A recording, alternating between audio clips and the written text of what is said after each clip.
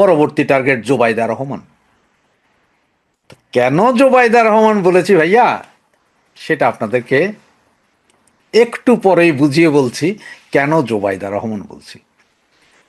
তো তার আগে একটু বলি যে এই যে হাদি ভাই আমাদের, সে মাউয়া ছিড়া হাদি ভাই, উনি গতকালকে যেই গুলিটা খেয়েছিলেন, তো গুলির অনেক ভিডিও আছে, অনেক ভিডিও দেখলেন, সব শুনলেন। কেউ কেউ বলতেছে, একজন তো বলতেছেন যে ওনাকে গুলিটা মাথায় করার কথা ছিল কিন্তু একটু ইয়ে হয়ে কানের পার দিয়ে গেছে, এটা বলছে একজনে। আবার ওই যে কি র্যাবে না পুলিশে চাকরি করছে ওই বেটা বলছে যে আমি জানতাম হাদি ভাই নেক্সট, আমি হাদি ভাইকে বলেছি, হাদি ভাই শুনেননি, আমি অনেককে বলেছি শুনেননি, কিন্তু আমি জানতাম হাদি ভাই নেক্সট, আমার সোর্স বলেছে। তার মানে তাহলে আমরা কয়জন পাইলাম? একজন হচ্ছে নুরুল হক নুরুর সেক্রেটারি রাশেদ খান। খান মানে হচ্ছে কিন্তু বিহারি, যত পাকিস্তানি আছে সব শালা খান। মানে আমার খান, কারো নামের পিছে খান শুনলে হে আর বাঙালি না আমার হিসাবে, শালারা বিহারি। আর এই বেটা দাড়িয়াল খান। তো এদের দুইজনেই, একজন কইছেন 50 জন আর উনি কইছেন যে হাদি। এবং উনি কিন্তু হাদির কথা কিন্তু হাদি গুলি খাওয়ার ঠিক 3 ঘন্টা না 4 ঘন্টা আগেও বলছেন এই শালায়। এটা নিশ্চয় আপনারা এতক্ষণে সবাই জানছেন। তা আমি আমার গতকালকের প্রথম কন্টেন্টে বলছিলাম যে এটা জামাত করছে। অনেকেই তখন বলছে ধর মিয়া কি কন, এগুলো জামাত করছে, বিএনপি করছে। সেকেন্ড কন্টেন্টে আবার পরিষ্কার করে দিছে। আর আজকের এটা থার্ড কন্টেন্টে এবার আপনাদের পুরাই ক্লিয়ার করে দিচ্ছি। হ্যাঁ, একদম মানে ওই যে বলে না, এই টিনের চালে কাউয়া, হাদির সাউয়া মাওয়া সব ছিঁড়া যাবে এখন। আপনারা গতকাল থেকে বিভিন্ন ছবি দেখতেছেন, দেখতেছেন। এর মধ্যে ওই যে আমাদের বিশ্ব সেরা সাংবাদিক, ওয়ার্ল্ড বিখ্যাত সাংবাদিক, ওই যে জুলকার নাইন কি সায়েম আছে, ওর নামটা কেমন জানি আমার কাছে এভিলেবিল মনে হয়। সে করে যে বেটা ছাত্রলীগ। তো ভাই সার্জিস কি একসময় লুঙ্গির তলার ছাত্রলীগ, এরপরে হাসনাত কি একসময় লুঙ্গির তলার ছাত্রলীগ, এরা সবাই তো একসময় লুঙ্গির তলার ছাত্রলীগ ছিল। তো যেই পলার কথা বলা হচ্ছে যে সে আগে ছাত্রলীগ ছিল, সেই ছেলে গত নভেম্বর মাসে 17 লাখ টাকা ডাকাতি করতে যেয়ে 2টা বন্দুক সহ ঠাঁই ঠাঁই বন্দুক সহ ধরা খেয়েছিল, মনে আছে? এটা পেপার পত্রিকা সব জায়গায় আছে। যদি আপনারা কেউ না দেখে থাকেন, সে ছবিটা আমি আমার সাথে দিয়ে দিচ্ছি, এটা দেখে নেন। এই যে ছবিটা দিচ্ছি দেখে নেন। তো উনি ধরা খাইলেন, 1 মাসের মাথায় বেরিয়ে আসলেন। এবং এই যে বেরিয়ে আসছেন, এই বেরিয়ে আসার পেছনে এই ছেলেকে বের করে আনার জন্য পয়সা দিয়েছেন আমাদের সাউয়া মাউয়া হাদি। আর এই ছেলের ওকালতি করেছেন শিশির মনির কাকু। ক্লিয়ার? শিশির মনির কার? হাদি কেন তারে ছাড়াই আনলেন? তো সাবেক ছাত্রলীগ, মানে 2024-এর 5ই আগস্টের আগের ছাত্রলীগ, যারা লুঙ্গির তলার ছাত্রলীগেরা, এরা কিন্তু অরিজিনাল ছাত্রলীগ না। আর যেখানে ছাত্রলীগ করছে এই রকম লোকের বাচ্চাও যেখানে রেহাই পায় না, সেইখানে এত বড় ছাত্রলীগের নেতা, উনি হাদির সাথে ঘুরে, হাদির সাথে মাহফিলে যায়, হাদির সাথে মিলাদ পড়ে, হাদির সাথে গাঞ্জা খায়, সেই লোকে যে আবার ঠাঁই করে দেয় হাদিরে, এটা বিশ্বাস হয়? বিশ্বাস করার মতো? তাহলে এগুলো সব ছাগুলিক ছিল, মানে লুঙ্গির তলার ছাত্রলীগ।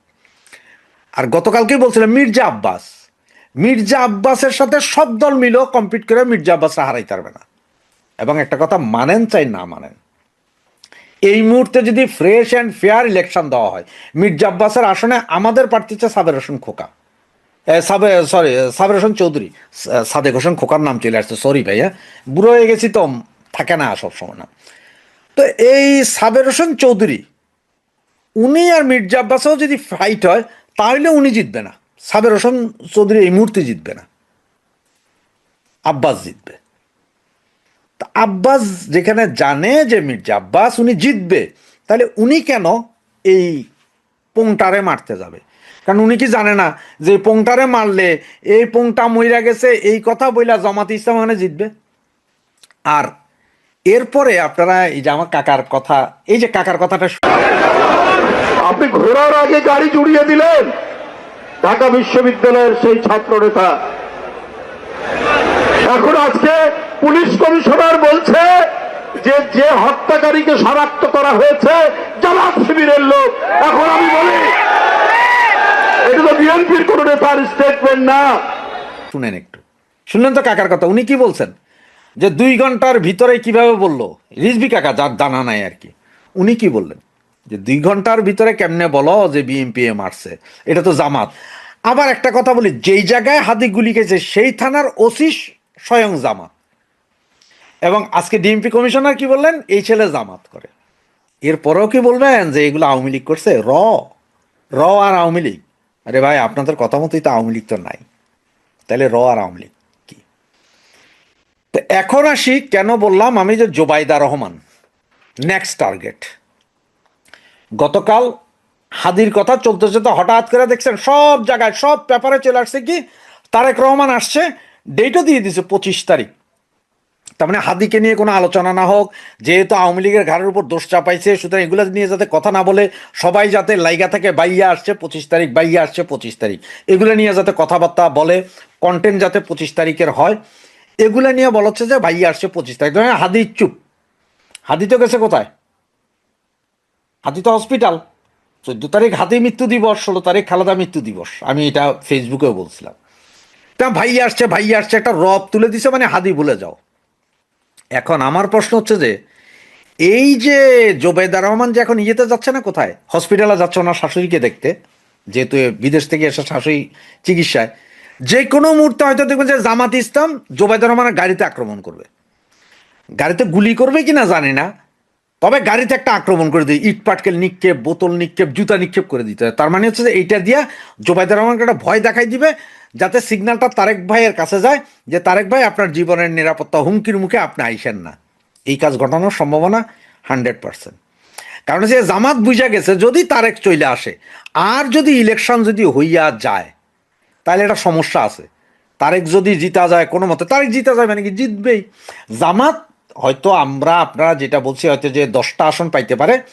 এই মুহূর্তে জামাত অন্যান্য ইসলামিক দলের টিয়ে কইরা সরকারের প্রচ্ছন্ন সহযোগিতায় হয়তো 30 থেকে 40 আসন পাইতে পারে, কিন্তু ম্যাক্সিমাম বিএনপি জিতবে।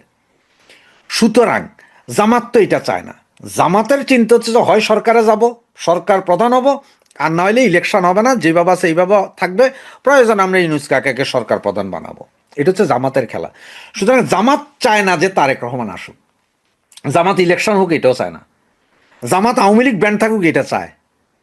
জামাতের খেলা। এখন জামাত যে কোনো মুহূর্তে আবারও কার উপর হামলা, আপনার জোবাইদা রহমানের উপর হামলা করে দিতে পারে, হামলা করে দিয়া বলবে যে দেশে অশান্তি আছে।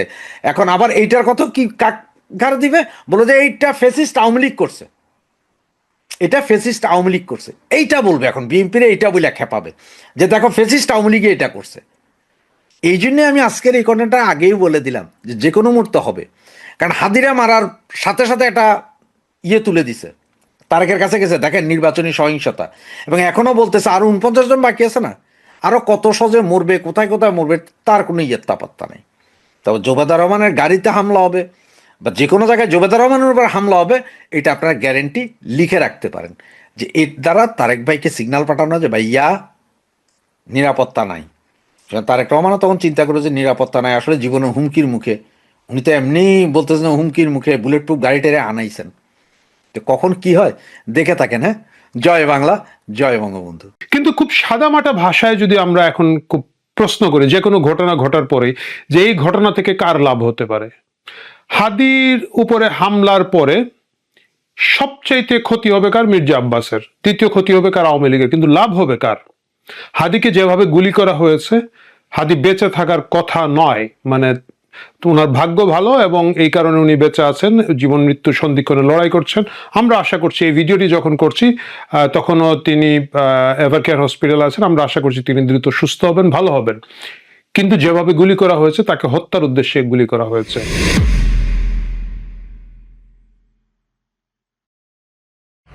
ইনকিলাব মঞ্চের ওসমান হাদিকে গুলি করা হয়েছে। প্রথম যখন আমি শুনেছিলাম তখন ভেবেছিলাম যে এটা হয়তো একটা রাজনৈতিক সংঘর্ষ, ভয় দেখানোর জন্য গুলি করা হয়েছে বা কিছু একটা।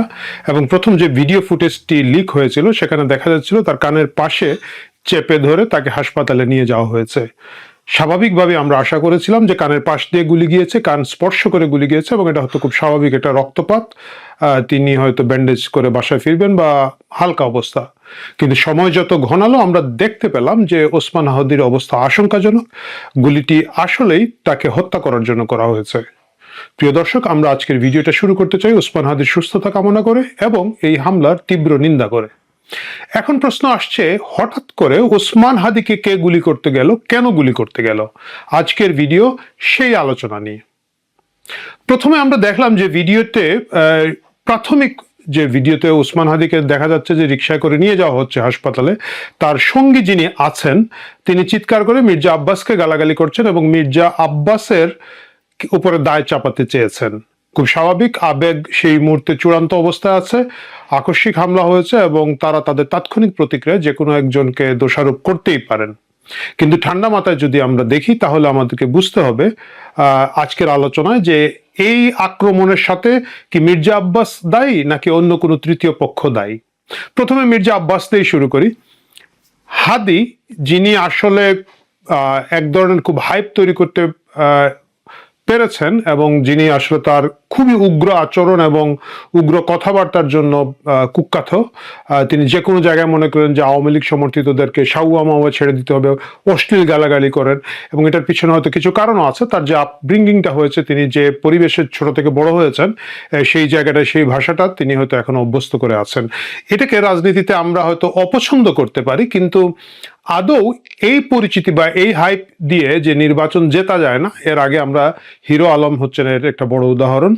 সুতরাং হাদি মির্জা আব্বাসের জন্য আদৌ কোনো চ্যালেঞ্জ নয় এবং হাদি নিজে কিন্তু একবার স্বীকার করেছেন যে তিনি যদি 500 ভোট পান তাহলে উনি খুশি হয়ে যাবেন, মনে করবেন যে তার ক্যাম্পেইন সাকসেসফুল, এবং 500-র নিচে যদি উনি ভোট পান ওনার 2-3 দিন মন খারাপ থাকবে। মানে তার গোটা নির্বাচনী প্রচারণাটাই 500 ভোটকে টার্গেট করে তিনি করছেন। সে জায়গায় মির্জা আব্বাসের সাথে তার বিশাল ব্যবধান হবে এবং আমার ধারণা মির্জা আব্বাস বা ওই লেভেলের যেসব জাতীয় নেতারা বিভিন্ন আসনে আছেন তারা হাদির মতো, ওসমান হাদির মতো যারা তাদের প্রতিদ্বন্দ্বী আছেন তাদেরকে বরঞ্চ স্নেহের চোখে দেখবেন, ভালোবাসার চোখে দেখবেন, কোনো রিয়েল থ্রেট মনে করবেন না। ওসমান হাদি 500 জায়গায় হয়তো ধরলাম আমি 5000 ভোটই পেলেন, যেটা ভেরি আনলাইকলি, প্রায় অসম্ভবের কাছাকাছি একটা ঘটনা ছিল।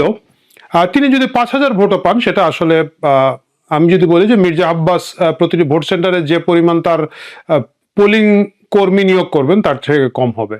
সুতরাং মির্জা আব্বাস হাদিকে গুলি করে মারার কোনো কারণ নেই। আর একটা জিনিস হচ্ছে, আপনি দেখবেন যে হাদি অনেকের সাথে মানে অনেকের বিরুদ্ধে উগ্র এবং অশ্লীল কথাবার্তা বললেও মির্জা আব্বাসের সাউয়া মাওয়া ছিঁড়ে ফেলার ব্যাপারে উনি কোনোদিনই বক্তৃতা দেন নাই, যে এমন না যে মির্জা আব্বাস বা তার কাছের লোকজন এতে খুব ক্ষুব্ধ হবেন। সুতরাং আমরা জানি না, যখন কিলার ধরা পড়বে তখন বোঝা যাবে, কিন্তু আপাত দৃষ্টিতে আমি মনে করি মির্জা আব্বাসকে এই সন্দেহের তালিকা থেকে বাদ দেওয়া যেতে পারে। দ্বিতীয়, যা কিছু হারায় গেন্নি বলেন আওয়ামী লীগের চোর, সুতরাং খুব স্বাভাবিকভাবে দ্বিতীয় নজরটা আসবে আওয়ামী লীগের উপরে। এবং আমরা দেখেছি সোশ্যাল মিডিয়ায় যখন হাদিকে গুলি করা হয়েছে, আওয়ামী লীগ সমর্থিত অনেকেই এক ধরনের কি বলা যায় খুশি খুশি ভাব দেখিয়েছেন এবং এটা খুব স্বাভাবিক। তারা দীর্ঘদিন ধরে গালাগালি খেয়ে আসছেন। এই হাদি 32 নম্বর ভাঙার পিছনের একজন অন্যতম খলনায়ক, তিনি বঙ্গবন্ধু সহ সবাইকে অশ্লীলভাবে গালাগালি করেন। বিভিন্ন কারণে আওয়ামী লীগের যে ক্ষুব্ধ অংশটুকু আছেন তারা আসলে নিজেরা কিছু করতে পারছেন না, নিজেরাই পালিয়ে টালিয়ে আছেন দেশে এবং দেশের বাইরে। তাদের সেই মনোবেদনা, কেউ যদি হাদিকে একটা গুলি করে বা ইভেন একটা মাইট দেয়, এতে তারা খুব খুশি হবেন, এটা অস্বাভাবিক কিছু নয়। কিন্তু আওয়ামী লীগের কি এখন আদৌ সেই রিসোর্স এবং এফোর্ট আছে হাদিকে গুলি করার মতো? এবং হাদিকে আসলেও আওয়ামী লীগের কাছে এই পরিমাণ গুরুত্বপূর্ণ যে তাকেই মারতে হবে? প্রশ্নটা রয়ে যায়। আমরা সেই প্রশ্নের উত্তর যখন হত্যাকারী ধরা পড়বে তখনই জানতে পারবো। কিন্তু খুব সাদামাটা ভাষায় যদি আমরা এখন খুব প্রশ্ন করি যে কোনো ঘটনা ঘটার পরে যে এই ঘটনা থেকে কার লাভ হতে পারে, হাদির উপরে হামলার পরে সবচাইতে ক্ষতি হবে কার? মির্জা আব্বাসের। দ্বিতীয় ক্ষতি হবে কার? আওয়ামী লীগের। কিন্তু লাভ হবে কার? হাদিকে যেভাবে গুলি করা হয়েছে, হাদি বেঁচে থাকার কথা নয়, মানে ওনার ভাগ্য ভালো এবং এই কারণে উনি বেঁচে আছেন, জীবন মৃত্যু সন্ধিক্ষণে লড়াই করছেন। আমরা আশা করছি এই ভিডিওটি যখন করছি তখনও তিনি এভারকেয়ার হসপিটাল আছেন, আমরা আশা করছি তিনি দ্রুত সুস্থ হবেন, ভালো হবেন। কিন্তু যেভাবে গুলি করা হয়েছে তাকে হত্যার উদ্দেশ্যে গুলি করা হয়েছে। এমন না কিন্তু যে যদি ভয় দেখানোর জন্য গুলি করা হতো তাহলে তো আমি বুঝতাম ফাঁকা গুলি করা হয়েছে, নর্মাল রাজনৈতিক সংঘর্ষ হলে বুঝতাম লাঠি দিয়ে বাড়ি মেরেছে, বা যদি আহত করার উদ্দেশ্যে থাকে নর্মালি সাধারণত উনি যেভাবে রিক্সায় যাচ্ছিলেন যে কোনো লোকের পক্ষে তাকে উরুতে গুলি করা বা বসা অবস্থায় পেটের মধ্যে গুলি করাটা স্বাভাবিক ছিল, কিন্তু যেভাবে মাথা সই করে গুলি করা হয়েছে তাকে হত্যার উদ্দেশ্যে গুলি করা হয়েছে, এই বিষয়ে কোনো সন্দেহ নাই। তাহলে যদি হাদি মারা যেতেন, যেটা খুব বেশি সম্ভাবনা ছিল, এখনো যে সেই সম্ভাবনার কমে গেছে বা চলে গেছে তা না, কিন্তু আল্লাহ তার হায়াত রেখেছেন, তাকে গুলি করে তাৎক্ষণিকভাবে মারা যায় নাই, যেটা খুবই শকর আল্লাহর কাছে। যদি হাদি মারা যেতেন তাহলে এর দায় দায়িত্ব প্রথমে মির্জা আব্বাসের উপরে আসতো, এবং লাভবান হতো যে বা যারা মির্জা আব্বাসের বিরুদ্ধে পরবর্তীতে হাদির জায়গায় এখানে নির্বাচন করতেন, হাদির ছবি দিয়ে, হাদির পোস্টার দিয়ে, হাদির কথা দিয়ে, হাদির ভিডিও ক্লিপ দিয়ে মির্জা আব্বাসকে দোষারোপের পরে যার সুবিধাটা হতো, যিনি মির্জা আব্বাসকে সবচেয়ে বেশি চ্যালেঞ্জ করতে পারতেন।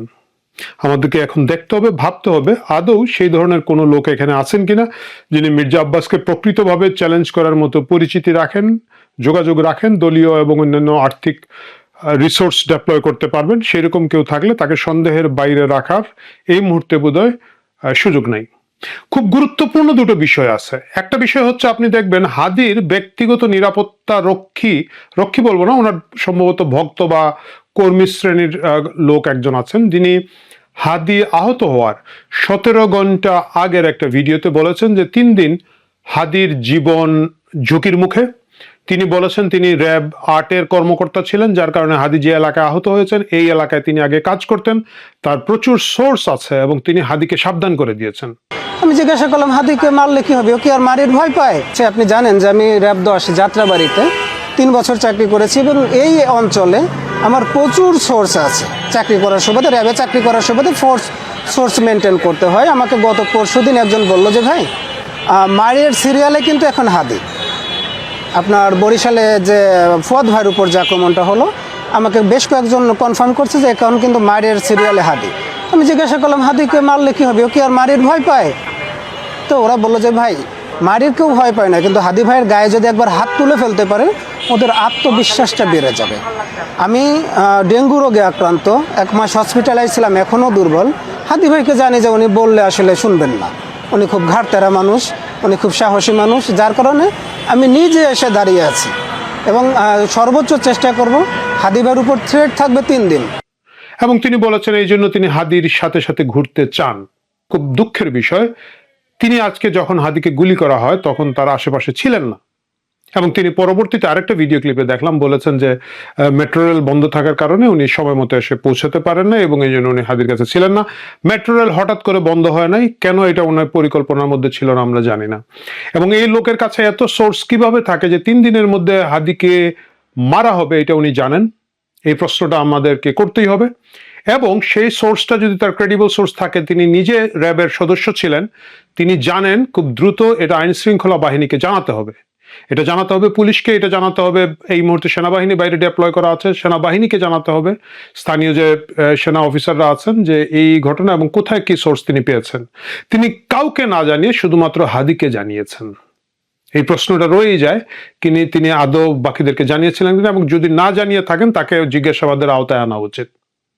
প্রিয় দর্শক, আপনারা দেখবেন যে হত্যা মিশনটি করা হয়েছে চলন্ত একটা রিক্সা, দ্রুতগতির একটা রিক্সা, চলন্ত একটা মোটরসাইকেল থেকে একটাই গুলি করা হয়েছে বলে আমরা শুনেছি, এবং এটা একেবারে নিখুঁতভাবে একজন মানুষ রিক্সা বসে থাকলে মোটরসাইকেল ড্রাইভ থেকে উঁচু থাকে সেইখানে করা হয়েছে, মাথায় করা হয়েছে। শতভাগ একজন প্রফেশনাল কিলার যিনি শুটিং করে অভ্যস্ত, তার মাধ্যমে করা হয়েছে। এটা কোনো যে ছেঁচড়া স্থানীয় পাড়ার মাস্তান না। স্থানীয় ছেঁচড়া পাড়ার মাস্তান না হলে রিক্সা থামাবে, ঘিরে ধরবে, গুলি করবে এবং ধস্তাধস্তি করবে, এটাই আমরা দেখে থাকি বিভিন্ন ক্লিপে। এটা বোঝাই যাচ্ছে নিখুঁতভাবে করেছে এবং প্রায় মেরেই ফেলেছিল এইভাবে গুলিটা করেছে। সুতরাং হাদিকে যারা আক্রমণ করেছে তারা হচ্ছে প্রফেশনাল কিলার। এই প্রফেশনাল কিলারকে তাহলে ডেপ্লয় করলো কে? আমরা এখনো এই দেশের অনেক প্রশ্নের জবাব পাই নাই। আমরা এখনো জবাব পাই নাই জুলাই আন্দোলনের সময় কিভাবে, কেন অনেকগুলো স্নাইপার বিভিন্ন ছাদে ছিল, কেন সেই স্নাইপারগুলো একেবারে বারান্দায় দাঁড়িয়ে থাকা আর বাসার পাশে দাঁড়িয়ে থাকা ছোট ছোট শিশুদেরকে হত্যা করে মানুষকে উস্কে দিয়েছিল, কেন সাধারণ গৃহিণীকে গুলি করেছিল, সাধারণ ঘরে ফেরা মানুষকে গুলি করেছিল? সেই স্নাইপাররা আজও ধরা পড়ে নাই, সেই স্নাইপারের প্রশ্ন আমরা এখনো জানি না। এবং আরেকটা বিষয় আমি আপনাদের কাছে দেখাতে চাচ্ছি, সম্প্রতি স্বরাষ্ট্র উপদেষ্টাকে যখন জিজ্ঞেস করা হয়েছিল যে এতগুলো অস্ত্র লুট হয়েছিল থানা থেকে, সেই অস্ত্র উদ্ধারের কি করছেন উনি, বা এই ব্যবস্থায় নির্বাচন করা যাবে কিনা, না উনি বলেছিলেন আর ওইটা নিয়ে পরে কথা হবে, পেঁয়াজের দাম 40 টাকা বেড়ে গেছে। আসুন আগে আমরা এই ক্লিপটা দেখে আসি, না হলে আপনারা বিশ্বাসই করবেন না যে এই ঘটনা কেউ করতে পারে। আপনি জানেন যে 5 আগস্টের যে ঘটনা, তারপরে থানাগুলো লুট হয়েছে, এখনো অনেক অস্ত্র উদ্ধার হয়নি। এই অবস্থাতে বাংলাদেশে যে এবং সব থানাগুলো ফুল ফাংশন না, সেই ক্ষেত্রে নির্বাচনে আমি এইটা বলবো না, আমি এখন বলবো যে দেখেন যে পেঁয়াজের যে দামটা, একদিনে পেঁয়াজের দাম 35 টাকা বেড়ে গেল, এটা কিভাবে সম্ভব? তাহলে দেখা যাচ্ছে আমাদের স্বরাষ্ট্র উপদেষ্টাও যে অস্ত্রগুলো বাইরে আছে, অস্ত্রগুলো লুট হয়েছে, এই বিষয়ে খুব একটা কথা বলতে আগ্রহী নন।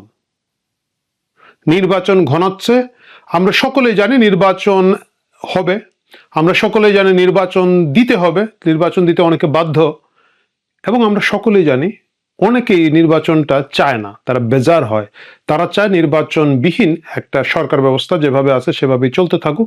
এতে অনেক স্টেক হোল্ডারের অনেক ধরনের লাভ ক্ষতি আছে। হাদিকে গুলি করা আসন্ন নির্বাচনকে অস্থিতিশীল করার একটা বিষয়। হাদিকে গুলি করার পিছনে যে প্রফেশনাল কিলার ব্যবহার করা হচ্ছে, এটা হচ্ছে পর্যাপ্ত নেটওয়ার্ক ছাড়া, পর্যাপ্ত ফান্ডিং ছাড়া এটা সম্ভব নয়। আপনারা দেখেছেন হাদির পাশে একটা ছেলে ছিল যাকে সন্দেহ করা হচ্ছে গুলি করেছে বলে, কালো পাঞ্জাবি পরা একটা ছেলে, মুখের মধ্যে মাস্ক বেঁধে রাখা ছিল, এবং সে কিন্তু হাদির সাথে খুব ঘনিষ্ঠভাবে ঘুরছিল এবং লিফলেট বিলি করছিল। স্বাভাবিকভাবেই ধরে নেওয়া যায় একজন প্রার্থী, হাদির মতো প্রার্থী যার আসলে খুব বড় কর্মী বেজ নাই, তার সাথে যে 5-7 জন ঘুরে বেড়ান, তারা হাদির সহযোগী সহযাত্রী, তাদেরকে হাদি চিনেন বলেই এইভাবে খুব কাছে এবং ঘনিষ্ঠভাবে নিয়ে ঘুরে বেড়ান। তাহলে হাদির পাশের কোনো লোক যিনি হাদির সাথে আন্দোলনে ছিলেন, হাদির সাথে পথ চলা করছিলেন, তাদের কেউ কেউ এই আক্রমণে জড়িত আছেন কিনা না, এই সন্দেহ এই মুহূর্তে উড়িয়ে দেওয়া যাবে না। এবং যদি থাকেন তাদেরকে আসলে কে চালাচ্ছে, তারা সেই গত জুলাই আগস্ট থেকে শুরু করে এই জুলাই আগস্ট পেরিয়ে আজকের এই ডিসেম্বর পর্যন্ত কাদের এজেন্ডা বাস্তবায়ন করছেন, কোন দেশি বিদেশি গোয়েন্দা সংস্থা তাদেরকে সুতা নাড়ছে, এই প্রশ্নগুলো সামনে আমাদেরকে করতেই হবে, এবং এই প্রশ্নের জবাব অবশ্যই খুঁজে বের করতে হবে।